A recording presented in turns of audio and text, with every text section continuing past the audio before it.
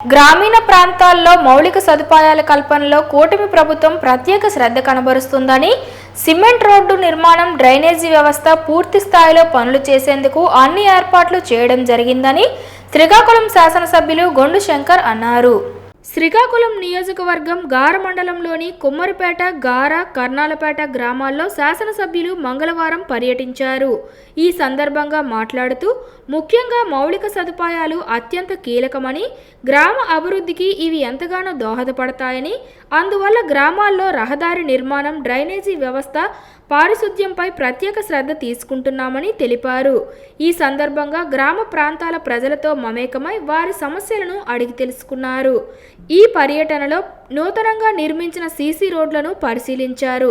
శాసనసభ్యుల వెంట మాజీ సర్పంచ్ బడగల వెంకటప్పారావు, పేట వెంకటరమణ, కార్యకర్తలు, ప్రజలు పాల్గొన్నారు.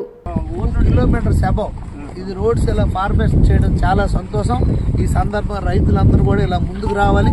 ఇది మిగతా రైతులకు కనువిప్పు కావాలని నేను ఈ సందర్భంగా తెలియజేస్తాను. ఈ నియోజకవర్గంలో ఉన్న ప్రతి రైతు కనువిప్పు కావాలి. ఏదైతే ఆరంగిపేట కొన్ని రోడ్డు వేసామో అలాగే ఇప్పుడు కూడా చూశాను కర్నాలపేటకి రోడ్డు వేస్తాం. అలాగే కొమ్మరి వీధి నుండి డైరెక్ట్ గా కొర్నికి అది కూడా మట్టి రోడ్డు ఫార్మేషన్ చేస్తామని కూడా ఈ సందర్భంగా నేను తెలియజేస్తున్నాను. నియోజకవర్గం మొత్తం రోడ్లు లేకుండా ఏ ఊరు ఉండకూడదు అనేది నా మెయిన్ ఉద్దేశం. ఎన్నో ఏళ్ల నుండి పెండింగ్ లో ఉండిపోయి భయపడిపోయి నాయకులు దీన్ని చేయలేని పరిస్థితి. ఈ రోజు రైతులందరూ కూడా స్వచ్ఛందంగా దాని యొక్క ప్రాముఖ్యత చెప్తే రైతులందరూ కూడా వచ్చి మనకి దీన్ని ఆహ్వానించడం జరిగింది. నాకు చాలా ఆనందంగా ఉంది.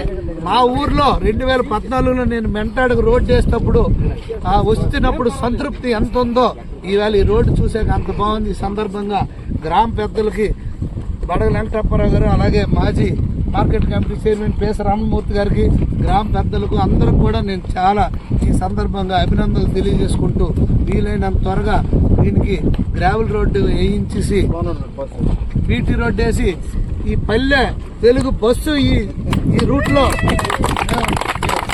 వెళ్ళే విధంగా చేస్తామని ఈ సందర్భంగా నేను తెలియజేసుకుంటూ